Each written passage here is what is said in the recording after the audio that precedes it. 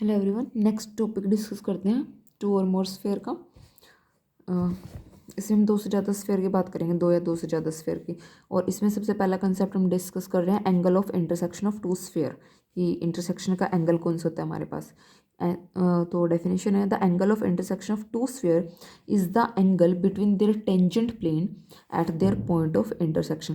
कि जो उनके टेंजेंट प्लेन होंगे वो जहाँ पे इंटरसेक्ट कर रहे होंगे जिन पॉइंट्स पे, तो वहाँ पे हमें जो एंगल मिलेगा वो हमारे पास क्या होगा, एंगल ऑफ इंटरसेक्शन। तो नेक्स्ट हमारे पास to find the angle between the two sphere, कि फाइंड आउट कैसे करते हैं। अब R1 R2 रेडियाई हैं दो स्फेयर की, D डिस्टेंस है उनके सेंटर का, और थीटा क्या है, एंगल ऑफ इंटरसेक्शन। तो यहाँ पे आपके पास इसको जस्ट ऐसे ही लर्न करना है, तो इसको मार्क कर लेना। तो हमारे पास कोस थीटा क्या होगा, ये हमारे पास एंगल ऑफ इंटरसेक्शन निकलेगा। ठीक है, ये इस तरह से दिखाया गया है कि C1 C2 सेंटर थे, ये D डिस्टेंस थी, ये दो रेडियस थी, यहाँ पे ये इंटरसेक्ट कर रहे थे, तो ये आपके पास क्या था, एंगल ऑफ इंटरसेक्शन। नेक्स्ट देखो ऑर्थोगोनल स्फेयर। ऑर्थोगोनल स्फेयर कौन से होंगे, two spheres are said to cut orthogonally when their tangent plane at their point of intersection are at right angles। कि उनके जो point of intersection होगा वो अगर right angle पे हो गया तो ये कैसे हो जाएंगे, orthogonal sphere।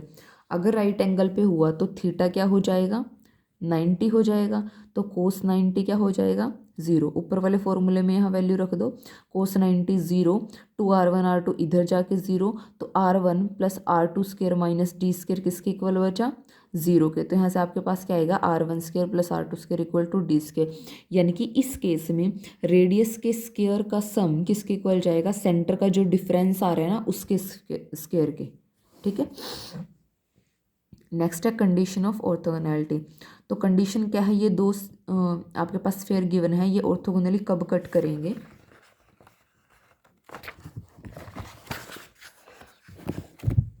जब ये कंडीशन होल्ड होगी। कंडीशन क्या है ये, इसको यहाँ पे बताती हूँ सिंपल फॉर्म में आगे। ये हमारे पास दोनों के coefficient of x, coefficient of y और कोफिशिएंट ऑफ z, और ये उनका क्या हो रहा है, हाफ। क्योंकि दोनों के साथ क्या होता है, 2u होता है। ठीक है, x का coefficient 2u1 x, 2u2 x2। अब दोनों का कोफिशिएंट क्या हो जाएगा, 4u1 u2 हो जाएगा, और हमारे पास क्या है 2, तो यानी कि इस कोफिशिएंट का हाफ होगा। ठीक है, तो ये क्या हो जाएगा, 2u1 u2। तो हमारे पास क्या है कि ऑर्थोगोनली कट कर रहे होंगे तो ऐसा होगा। और नेक्स्ट उन्होंने दिया कि अगर ऐसा हुआ तो स्फेयर कट करेगा ऑर्थोगोनली, यानी कि इसका कन्वर्स भी होल्ड करता है कि अगर ऑर्थोगोनली कट कर रहा है तो ऐसा है, अगर ऐसा है तो ऑर्थोगोनली कट कर रहा होगा। अब इन्होंने वर्किंग रूल दिया कि कैसे हमें कर दें। सबसे पहले तो जो स्फेयर गिवन होगा वहाँ पे x square y square z square coefficient को यूनिटी बनाना है। तो उसके बाद कंडीशन ऑफ ऑर्थोगोनैलिटी क्या होगी कि half product of coefficient of x plus half product of coefficient of y plus half product of coefficient of z equal to sum of constant terms. ठीक है, जैसे मैंने अभी यहाँ करके दिखाया था, ये क्या है, half of product of coefficient of x, ऐसे ही वाई का और ऐसे ही जेड का, और इक्वल किसके जाता है, सम ऑफ कॉन्स्टेंट। तो अब इन पे बेस्ड पहला एग्जांपल करते हैं। ये हमें शो करना है कि ये दोनों स्फेयर क्या है, ऑर्थोगोनल है। तो वही है, सबसे पहले तो यहाँ पे x का कोफिशिएंट नहीं है तो u1 0, v1 क्या हो जाएगा 3, इसका हाफ करना है ना,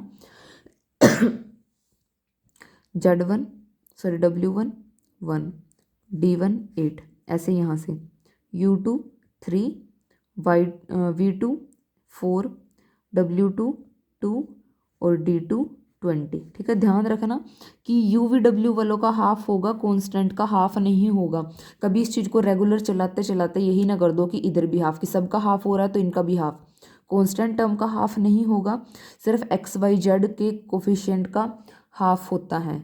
ये हम पहले भी काफ़ी बार यूज़ कर चुके हैं जब सेंटर निकालते हैं।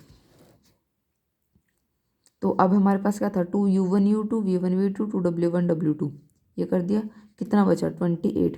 अब जरा देखो कि ये d1 प्लस d2 करने पे क्या बन रहा है, 28 बन रहा है ना, और ये भी क्या बन रहा है 28। तो left hand side equal to right hand side आ गई, तो इसका मतलब स्फेयर कैसे हैं, ऑर्थोगोनल है, क्योंकि यही थी हमारी कंडीशन ऑफ ऑर्थोगोनैलिटी।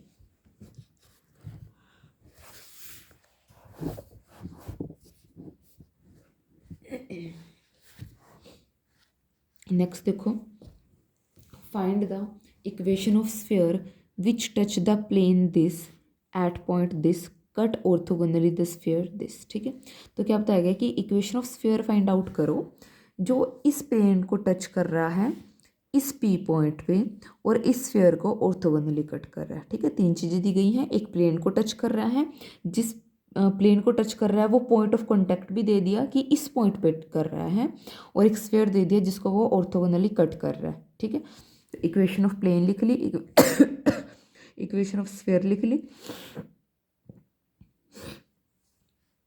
अब रिक्वायर्ड स्फीयर ये आर्बिट्ररी स्फीयर की इक्वेशन लिख दी। ठीक है, अब equation of tangent plane at this, इस पॉइंट पे इक्वेशन ऑफ टेंजेंट प्लेन क्या बनेगी हमारे पास, वही alpha x beta y gamma z u x plus alpha v y plus beta डब्ल्यू z plus gamma plus d, और ये आपके क्या थे अल्फा बीटा गामा। तो यहाँ पे हमने वो वैल्यू रख दी। अब एक्स वाई जेड के कोफिशिएंट को अलग कर लिया, बाकी को अलग कर लिया। अब ये वाला जो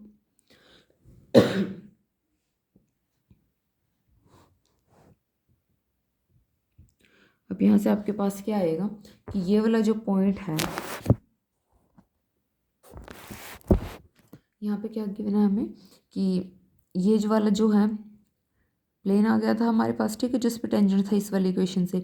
अब इन्होंने क्या कहा है कि जो वन है ये वाला प्लेन, ये भी क्या था टेंजेंट प्लेन था इस पॉइंट पे। ठीक है, क्योंकि ये भी टच कर रहा था, इन्होंने बोला touch the plane this at this point, तो ये वाला जो प्लेन है ये इसके लिए भी क्या बना होगा टेंजेंट प्लेन बना होगा।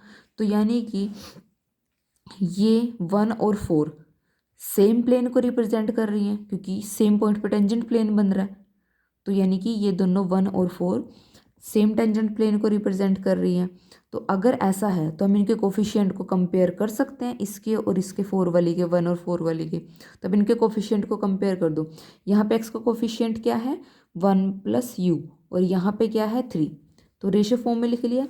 ऐसे ही वाई वाले को v-2, यहाँ से 2, ऐसे ही इसको और ऐसे ही लास्ट वाली कॉन्स्टेंट टर्म को कंपेयर कर दिया, इनको के कॉन्स्टेंट के इक्वल रख दिया। ठीक है, अभी क्या करो यहाँ से u की वैल्यू निकाल लो कंपेयर करके।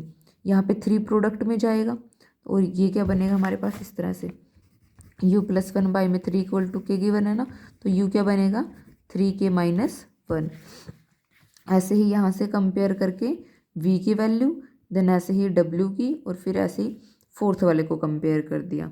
अब क्या करो यहाँ से u v w आपके पास के फॉर्म में आ चुके हैं, और यहाँ से तो आप d निकाल लो के फॉर्म में। ठीक है, तो यहाँ से कैसे होगा आपके पास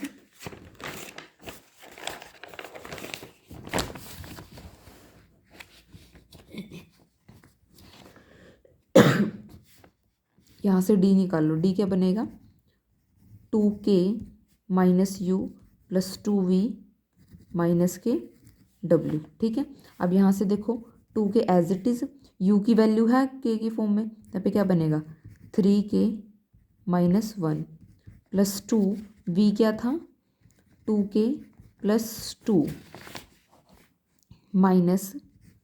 minus of k minus of 1। ठीक है, कितना बनेगा ये 2k minus 3k plus 1 plus 4k plus 2 plus k plus 1। ठीक है, अब के वालों को कंबाइन कर लो, कितना बनेगा यहाँ से -1 और ये +1 कैंसिल, ये क्या बना 4k, और यहाँ पे क्या बना ये 2 2 4 आएगा यहाँ पे। ठीक है, 4 5 6 कितना बना यहाँ पे 6 बना। ठीक है, तो यहाँ से d की वैल्यू क्या आ गई आपके पास k की फॉर्म में आ गई। ठीक है, 4k + 6 ये आ गया। अब नेक्स्ट स्टेप देखो, अब हमारे पास क्या था कि ये जो सेकंड इक्वेशन और ये जो थर्ड वाला मैं स्फीयर कंसीडर किया, ये एक दूसरे को ऑर्थोगोनली कट कर रहे हैं। ठीक है, क्योंकि हमने तो उन्हीं की निकाले ना कि जो इस स्फीयर को ऑर्थोगोनली कट कर रहा हो, तो वो हमने ये एज्यूम किया, तो यानी कि दोनों एक दूसरे को ऑर्थोगोनली कट कर रहे हैं। अगर ऑर्थोगोनली कट कर रहे हैं तो उसकी कंडीशन क्या थी हमारे पास, ये कंडीशन थी। तो ये कंडीशन यहाँ पे रख दी। Half of coefficient of x, coefficient of product of coefficient of x, तो वही है half of product of coefficient of x, half of product of coefficient of y, half of product of coefficient of z equal to sum of constant. ठीक है, यहाँ पे constant D था, यहाँ पे 4 था। अब यहाँ से सोल्व करके क्या बचा, -4u + 6v इक्वल टू डी। अब u की वैल्यू भी k की फॉर्म में है आपके पास, v की वैल्यू भी k की फॉर्म में है और d की वैल्यू भी k की फॉर्म में है। तो यहाँ पे आप वैल्यू रख के k निकाल सकते हो, क्योंकि सारी इक्वेशन k की फॉर्म में आ जाएगी तो k की वैल्यू निकल जाएगी। तो यही इन्होंने किया, u v d की वैल्यू रखी k की फॉर्म में, तो यहाँ से आपके पास k की वैल्यू आ गई 3/2। ये जस्ट कैलकुलेशन वर्क है, इसलिए आप लोगों के लिए छोटा, बिल्कुल सिंपल है, ऐड ही करना है सिर्फ। तो यहाँ से आपके पास k की वैल्यू आ जाएगी। ठीक है, अब इस k की वैल्यू को ऊपर रख के क्या करो, u v w निकाल लो। k आ गया ना, तो अब यहाँ पे रख दो, u आ जाएगा, देन v w और d। जैसे ही ये वैल्यू आएगी इस स्फीयर में रख दो, क्योंकि हमें स्फीयर की इक्वेशन चाहिए और इस स्फीयर में अननोन क्या है हमारे पास, u v w d। और अब उन अननोन की वैल्यू हमें मिल जाएगी तो हमारे पास स्फीयर आ जाएगा। बस यही हमें करना था, यहाँ पे मेन काम था कि वो k की वैल्यू निकले और वो k की वैल्यू हम निकाल चुके हैं। तो यहाँ पे इन्होंने वही किया कि जैसे आपके पास k की वैल्यू है u v w निकाल ले और इनको इक्वेशन में रख दिया। ठीक है, तो ये आपके पास रिक्वायर्ड इक्वेशन ऑफ स्फीयर आ गई। लास्ट एग्जांपल है इस एक्सरसाइज का। 2 स्फीयर हैं, रेडियाई r1 और r2 कट कर रहे हैं orthogonally, prove that radius of common circle is this. तो हमने क्या लिया, कॉमन सर्कल लिया x² + y² = a²। ठीक है, और ये हमारे पास प्लेन है। ठीक है, z = 0। ये कंसिडर किया हमने अपने तरफ से इस फॉर्म का। तो यहाँ पे हमारे पास क्या आ गया, इक्वेशन ऑफ सर्कल है। ठीक है, और ये क्या है, एक्स वाई प्लेन है। तो इक्वेशन को हम इस तरह से लिख सकते हैं। अब हमने क्या कहा कि यहाँ से जो हमें स्फीयर मिल रहे हैं इन दो इक्वेशन से, अगर आपको ध्यान हो, जैसे कि हमने पहले किया था कि हमें सर्कल कहाँ कैसे मिल रहा होता है, कि जब कोई भी प्लेन किसी स्फीयर को कट कर रहा हो तो हम वहाँ पे ऐसे सर्कल की इक्वेशन लेते थे ना और प्लेन लेते थे। और कई जगह पे हमने सर्कल निकाला है स्फीयर और प्लेन की हेल्प से कि वो सर्कल कौन सा आएगा जो प्लेन कट करने से बन रहा होगा। लेकिन अब यहाँ पे क्या है, स्फीयर बताएंगे। ठीक है, और तो इसलिए हमने क्या लिया, यहाँ पे सर्कल लिया था। ठीक है, तो ये हमने सर्कल की ली थी, तो यहाँ पे स्फीयर की इक्वेशन तो इस फॉर्म की आएगी अगर हम ले, और ये हमारे पास क्या आएगा, प्लेन आएगा। तो अब यहाँ से क्या करते हैं कि इक्वेशन ऑफ स्फीयर निकालते हैं। वो किस फॉर्म की होगी, कि जो इनसे पास कर रहा होगा। एक सेकेंड, सॉरी ये गलत हो गया। इक्वेशन ऑफ स्फीयर जो 1 से पास कर रहा होगा, अगर हमें 2 स्फीयर चाहिए तो वो किस फॉर्म के होंगे, कि एक बार तो कोई ना कोई कांस्टेंट k1 आया होगा, एक बार कोई ना कोई कांस्टेंट k2 आया होगा। ठीक है, तभी तो हमें 2 स्फीयर मिले होंगे, कि कुछ ना कुछ उनमें अलग अलग कांस्टेंट आए होंगे जिनकी वजह से वो डिफर कर रहे होंगे, तो हमें 2 स्फीयर वहाँ से इस तरह से मिले होंगे। अब लेकिन हमें बोला क्या गया कि वो जो 2 स्फीयर होंगे वो ऑर्थोगोनली कट करते हों। ठीक है, अभी तो हमने जनरल आर्बिट्रेरी बना लिया था कि 2 स्फीयर जरूर इस फॉर्म के होंगे कि वहाँ पे किसी कांस्टेंट का डिफरेंस आ रहा होगा k1 k2 का। अब ऑर्थोगोनली कट कर रहे हैं, तो ऑर्थोगोनली की कंडीशन क्या है, half of product of coefficient of x जो दोनों में नहीं है, half of coefficient of y दोनों में नहीं है, half of coefficient of z दोनों में है, एक में k1 है एक में k2 है, लिख दिया। और यहाँ पे क्या आएगा, कांस्टेंट टर्म दोनों में यही है, -a²। तो यहाँ से कांस्टेंट का प्रोडक्ट आ गया ये। रेडियस ऑफ स्फीयर क्या होती है, u² + w² v² + w² + d²। ठीक है, वो लिख दिया। r1 निकाल लिया, r2 निकाल लिया। अब हमें k1 k2 एलिमिनेट करने हैं। क्या करो, इसका भी स्क्वायर कर दो, इसका भी कर दो, इसका भी कर दो, तीनों का स्क्वायर कर दो। तो पहले से क्या आया, k1 k2 स्क्वायर की वैल्यू आ गई। ठीक है, अब यहाँ से क्या आया, r1 स्क्वायर आ गया। सेम ऐसे ही r2 स्क्वायर आ जाएगा आपके पास। ठीक है, यहाँ से r1 स्क्वायर आया तो हमने k1 स्क्वायर निकाल लिया, k1 स्क्वायर को यहाँ रखो। ऐसे ही r2 स्क्वायर आएगा, वहाँ से k2 स्क्वायर निकाल लो, उसकी वैल्यू भी वहीं रख दो।